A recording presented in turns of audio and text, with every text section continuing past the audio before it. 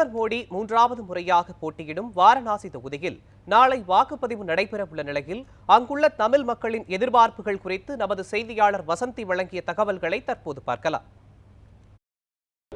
உத்தரப்பிரதேச மாநிலம் வாரணாசிக்கு நாளை தேர்தல் நடக்க இருக்கு. குறிப்பாக நாளையோட இந்த 7 கட்ட தேர்தலானது முடிவடைஞ்சிருக்கு. அதன் பிறகு யார் பிரதமர், அடுத்த பிரதமர் அப்படின்னு தெரிய வந்துடும். இந்த நிலையில் பிரதமர் நரேந்திர மோடி 3வது முறையாக போட்டியிடும் வாரணாசியில் நமக்கு அவர் இந்திய பிரதமராக இருந்தாலும் இந்த தொகுதிக்கு அவர் ஒரு வேட்பாளர். இந்த தொகுதிக்கு அவர் ஏற்கனவே 2 முறை தேர்ந்தெடுக்கப்பட்ட எம்பி. எனவே இங்கே இருக்கக்கூடிய மக்கள் என்ன அவர் குறித்தான விஷயங்கள் வைத்திருக்கிறார்கள், கோரிக்கைகள் அவரிடம் என்ன இருக்கிறது அப்படின்னு மக்களிடம் தெரிந்து கொள்வதற்காக நாம் இங்கே வாரணாசிக்கு வந்திருக்கிறோம். வாரணாசியில் குறிப்பாக இங்கே தமிழ் மக்கள் வசிக்கக்கூடிய பகுதியில் அவர்கள் என்ன மாதிரியான கோரிக்கைகள் இங்கே எம்பியாக 3வது முறையாக போட்டியிடும் பிரதமர் நரேந்திர மோடியிடம் அவர்கள் என்ன கோரிக்கைகள் வைக்க இருக்கிறார்கள், அதே மாதிரி இங்கே செய்திருக்கக்கூடிய விஷயங்கள் என்ன அப்படின்னு தெரிஞ்சுக்கலாம் வாங்க. இந்த இடத்துல இந்த மாதிரியான வசதிகள் செஞ்சு கொடுத்தா நல்லா இருக்கும். ஏன்னா நீங்கள் தொடர்ந்து இங்கே இருக்கீங்க இல்லையா? ஸோ இந்த மாதிரியான வசதிகள் செஞ்சு கொடுத்தா நல்லா இருக்கும்னு அப்படி நீங்கள் நினைக்கக்கூடிய விஷயம்னா என்ன? குடிமகன் மட்டும் எல்லாம் இங்கே பண்ணியிருக்கார். இருந்தாலும் இன்னும் கொஞ்சம் அவர் பண்ணிட்டு இருக்கார். நம்ம முயற்சி எடுத்தால் தான் அது சரியாக சக்ஸஸ் ஆகும். பூரா அவர்கிட்ட டிபெண்ட் பண்ணி நம்ம சொல்ல முடியாது. குடிமகன் மட்டும் கங்கையாக இருக்கட்டும், கோவிலாக இருக்கட்டும், எல்லா வசதிகளும் அவர் பண்ணுறார். ஒரு மருத்துவமனையாக இருக்கட்டும், எங்கேயா இருக்கட்டுமே இது வரைக்கும் கொஞ்சம் குறை இல்லை. நாங்கள் கேட்காமக்கே அவர் பண்ணுறார். இன்னும் கேட்கறதுன்னு என்ன, அவராக கொஞ்சம் இது பண்ணணும். சில ஃபெசிலிட்டிஸ் இன்னும் பண்ணணும் இங்கே. ஆமாம், என்ன மாதிரியான ஃபெசிலிட்டிஸ் பண்ணணும்னு நினைக்கிறீங்க? எல்லாத்துலேயுமே பேங்க்கில் கொஞ்சம் இருக்குது, ஆஸ்பத்திரியில் கொஞ்சம் இருக்குது, லோக்கல் நம்ம ரோடு இதெல்லாம் இருக்குது. ரொம்ப இதெல்லாம் இருக்கிறதுனால கொஞ்சம் அது அவள் பண்ணணும். அது கொஞ்சம் கொஞ்சமாக தான் ஆகும். மத்திய அரசும் பிஜேபி தான், அதே போல் உங்களோட கேண்டிடேட்டும் பிஜேபியில் எம்பியாக இருக்கார், அதாவது பிரதமர் நரேந்திர மோடியாக இருக்கார். ஸோ இவர் உங்களுக்கு சில விஷயங்களில் பண்ணணும் அப்படின்னு நீங்கள் நினைக்கக்கூடிய விஷயம்னா என்ன? நிறையா விஷயங்கள் இருக்குது. நாங்கள் எலெக்ட் பண்ணுறது இப்போ பிரைம் மினிஸ்டராக தான் பண்ணிட்டுருக்கோம் 2 தடவை. எங்களுக்கு எம்பின்னு ஒருத்தருமே இல்லை. நரேந்திர மோடி பிரைம் மினிஸ்டராக தான் இங்கே வர்றார், பிரைம் மினிஸ்டராக தான் போகிறார். எம்பி வரைக்கும் அப்ரோச் கிடையாது. நிறைய விஷயங்கள் இருக்குது. எம்பியோட பிரைம் மினிஸ்டரோட கான்ஸ்டியூன்சி இருக்கிறதுனால இங்கே நிறையா டெவலப்மெண்ட் ஆகிருக்கு.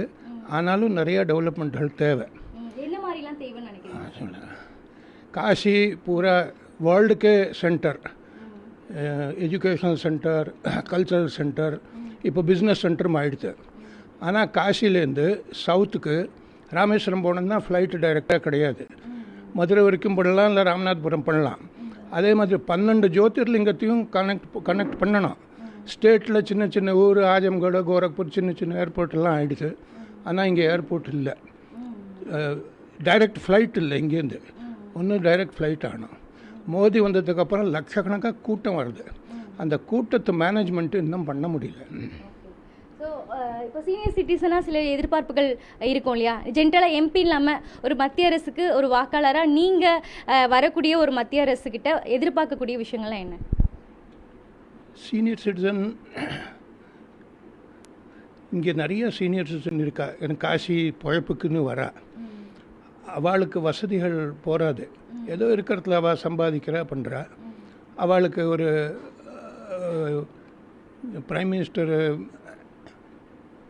ஹவுஸ் எல்லாம் பண்ணி கட்டின மாதிரி இவளுக்கும் இருக்கிறதுக்கு வசதி வேணும்.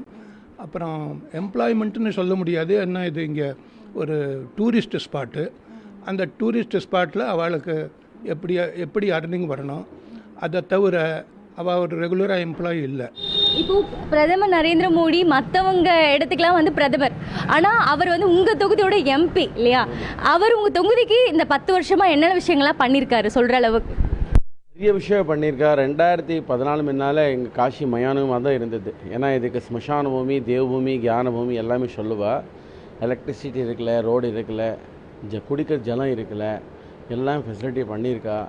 இப்போது ரோடு கனெக்டிவிட்டி ஆகட்டும், ட்ரெயின் ஆகட்டும், அந்த மாதிரி உங்களுக்கு ஃப்ளைட்டு ஆல் ஓவர் எல்லா இடத்துலேருந்து நைட் ஃப்ளைட் கூட வருது. இப்போ மதுரை ஒன்றும் இருக்கல, இன்டர்நேஷ்னல் ஏர்போர்ட் இருக்குது. ஸோ அப்புறம் டூரிசம் நிறைய பேர் கோவில் வந்தப்புறம் நிறைய பேருக்கு ஆனால் வருமானம் ஆகிட்டோம். இல்லை எங்களுக்கு எக்கனாமிக்கலி ரொம்ப ப்ரோக்ரஸ் ஆகிருக்கு. இப்போது ஒரு நீங்கள் இவ்வளோ வருஷமாக வாரணாசியில் இருக்கீங்க, இப்போ காசிக்கு பக்கத்தில் இருக்கீங்க. இப்போது எல்லாருக்குமே பிரதமர் நரேந்திர மோடின்றவர் பிரதமர், ஆனால் உங்களுக்கு அவர் வந்து இந்த தொகுதியோட எம்பி, ரைட்டுங்களா? ஸோ நீங்கள் உங்கள் எம்பி கிட்ட என்ன எதிர்பார்க்குறீங்க? இந்த மாதிரியான விஷயங்கள்லாம் செஞ்சால் நல்லாயிருக்கும்ப்பா அப்படின்னு நீங்கள் எதிர்பார்க்கக்கூடிய விஷயம்னா என்ன? அவர் ரொம்ப நல்லவர், நல்ல விஷயங்கள்லாம் சேர்ந்துப்பார், எங்களோட என்ன வேணும்னாலும் சொன்னாலும் கேட்பார். அப்போ ஏற்பட்ட நல்ல மனுஷன், ரொம்ப பிடிச்சது மோடி எங்களுக்கு. ஸோ இப்போ என்னென்ன மாற்றங்கள்லாம் வந்திருக்கு? இப்போ இவ்வளோ வருஷமாக நீங்கள் கடந்து வந்திருப்பீங்க, வாரணாசிலே நீங்கள் ஃபஸ்ட்டு பார்த்ததுக்கும் இப்போ திரும்பி பார்க்குறதுக்கு இதெல்லாம் மாறி இருக்கு. நிறைய வந்திருக்கு. நாங்கள் இருந்த காலத்தில் எலக்ட்ரிக்கே இல்லை, அப்புறம் என்ன, அதுக்கப்புறம் தான் எல்லாம் விருதியாச்சு இருக்கும். இதை எதிர்பார்த்து நான் ஓட்டு போடுறேன் அப்படி எதிர்பார்க்குற மாதிரி ஒரு விஷயமும் இல்லை. ஏன்னா அவ்வளோ மோடிஜி பண்ணியிருக்காரு காசிக்கு வேண்டி. லாஸ்ட் 10 இயர்ஸில் பார்த்தேன்னா வாரணாசியில் அவ்வளோ வேலை நடந்திருக்கு, இன்னும் ஃபர்தராக நடந்துகிட்டே இருக்குது. அதுக்கு முன்னாடி வந்து பார்த்துருந்தேன்னா காசி ரொம்ப இன்னும் அழுக்காகவும் மோசமாகவும் இருந்தது. ஏன்னா நிறைய பல நாட்டிலேருந்து பல ஊர்லேருந்து டூரிஸ்ட் வரா, அதுக்கெல்லாம் ரொம்பவே ஒரு மாதிரியாக ஃபீல் பண்ணி பேசின்னு போயிட்டு இருந்தான். ஆனால் இப்போ எதுவுமே இல்லை, அவ்வளோ நல்லா க்ளீன் அண்ட் அதுவாக மெயின்டைன் பண்ணி எலக்ட்ரிசிட்டியோ வாட்டரோ அதே மாதிரி படிப்போ டூரிசமோ நிறைய டெவலப் ஆகிருக்கு மோடிஜி வந்தப்புறம். ரோட் ஃபெசிலிட்டிஸ் அதெல்லாம் சரி பண்ணணும்னு சொல்கிறாங்க. இதில் எதுவுமே மாற்றல் ஜாஸ்தி பண்ண முடியாது. ஏன்னா இது ஓல்டஸ்ட் சிட்டி இன் வேர்ல்டு, ரொம்ப ஜாஸ்தி நம்ம இதில் மாற்ற முடியாது. ஏன்னா இருக்கிற வீடு இடித்து நம்ம ரோடை விஸ்தாரம் பண்ண முடியாது. ஆனால் டூரிசம் நிறைய வந்ததுனால இப்போ எல்லாமே கன்ஜஸ்டட் ஆகிடுது. முந்தி இவ்வளோ வந்துட்டு இருக்கல, இப்போ ஒரு 10 இயர்ஸாக நிறைய வர்றதுனால எல்லாமே கொஞ்சம் கன்ஜஸ்டட் ஆகி இன்னும் நிறைய பாப்புலேஷனும் கொஞ்சம் ரொம்ப ஜாஸ்தி ஆகிடுது. அதுக்கு வேண்டி என்ன பண்ண முடியும்? இங்கே இருக்கிற வீடெல்லாம் நம்மளோட வீடெல்லாம் இடிக்க முடியுமா? அதை முடியாது. அதனால எப்படி இருக்கோ நடந்துட்டுருக்கு, நல்லபடியாக தான் போயிட்டுருக்கு. எல்லாருமே ஒரு டிமாண்ட் சொல்கிறாங்க. அஸ் அ ஃபீமேலாக நீங்கள் நிறைய விஷயங்களை கடந்து வந்திருப்பீங்க. இந்த தொகுதியில் பெண்களுக்கு சில விஷயங்கள் எதிர்பார்ப்பாங்க. அந்த மாதிரி நீங்கள் எதிர்பார்க்கக்கூடிய விஷயம் வாரணாசியில் இல்லை இந்த உத்தரப்பிரதேசத்தில் எதிர்பார்க்கக்கூடிய விஷயம் என்ன? கேள்விப்படுற வரைக்கும் எல்லாம் நன்னா நடக்கிறது. ஆனால் எங்களுக்கு வந்து எங்கள் கடவுள் எல்லா விதமான சமிருத்தியும் கொடுத்துருக்காரு. அதனால் எங்களுக்கு ஆசைப்படவே தெரியல, எல்லாம் நன்னா ஓடின்னு இருக்கு. இப்போ நாளைக்கு ஓட்டு போட போகிறீங்க, நீங்கள் சில விஷயங்கள்லாம் இதெல்லாம் சரி செஞ்சால் நல்லாயிருக்கும்னு இல்லை, எல்லாமே நல்லா இருக்கு, இது மாதிரியான விஷயங்களும் இன்னும் கொஞ்சம் நீங்கள் பார்க்கணும் அப்படின்னு சொல்லக்கூடிய விஷயம்னா என்ன? சீனியர் சிட்டிசன் எங்களை போல் லேடிஸுக்கு வந்து வீடு தேடி வந்து அந்த என்னது ஆயுஷ்மான் அதெல்லாம் கொஞ்சம் பார்க்கணும். அப்புறம் இன்னும் கிராமங்களில் இருக்கிறவங்களுக்கெல்லாம் சரியானபடி போய் சேரலையும் அந்த அதெல்லாம் கொஞ்சம் வீடு வீடாக போய் பார்த்தா தான் லேடிஸ் வெளியில் வருவாங்க. ஆம்பளை சாம்ராஜ்யம், அதனால் லேடிஸை வெளியில் விட்டுற மாட்டாங்க. அது ஒன்று கொஞ்சம் நன்னா பண்ணணும். ஆயுஷ்மான் பாரத் ஆட்டம் இல்லை என்ன இருக்கோ ஆமாம், திட்டங்கள் நன்னா இருக்கு. அவர் நான் என்னை பொறுத்த வரைக்கும் அவர் தசரதர், ராமராஜ்யம் நடந்துட்டு வருது.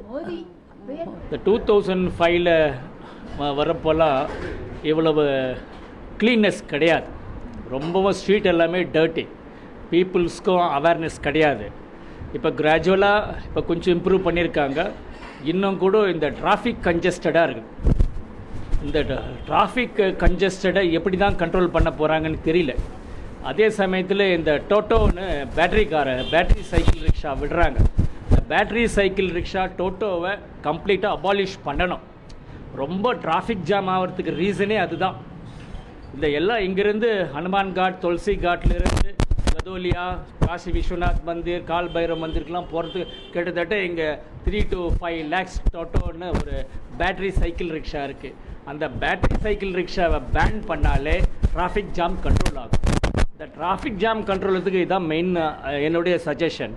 அப்புறமா கோவில் வந்து நல்லா 2020 நல்லபடியாக மோடி சர்க்கார் நல்லபடியாக இம்ப்ரூவ் பண்ணாங்க, டெவலப் பண்ணாங்க.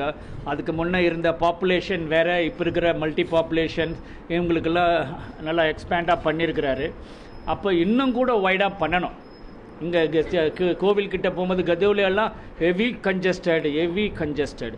வாரணாசியில் காலம் காலமாக வாழ்ந்து வரக்கூடிய தமிழர்களை சந்தித்து அவர்களோட கோரிக்கைகள் என்ன, எதிர்பார்ப்புகள் என்ன அப்படின்னு நம்ம பதிவு செஞ்சோம். குறிப்பாக கோவில் இருக்கக்கூடிய இடங்களில் மாற்றங்கள் ஏற்பட்டிருப்பதாகவும், சாலை, கூட்ட நெரிசல், அதே மாதிரி இங்கே இருக்கக்கூடிய வேலைவாய்ப்பு அப்படின்னு பல்வேறு விஷயங்களை அவங்க தங்களுடைய கோரிக்கையாக முன்வைத்திருந்தாங்க. அதை நம்ம இங்கே செய்திகள் வாயிலாக வெளிக்கொண்டு வந்திருக்கிறோம். இன்னும் இந்த மாதிரியான உள்கட்டமைப்பு வசதிகள், அதே போல் இங்கே சுற்றி இருக்கக்கூடிய கூட்ட நெரிசல்கள் இதெல்லாமே இங்கே வந்து மாற்றணும் அப்படின்னு நியூஸ் 7 தமிழுக்கு அவங்க கோரிக்கை விடுத்திருக்கிறார்கள்.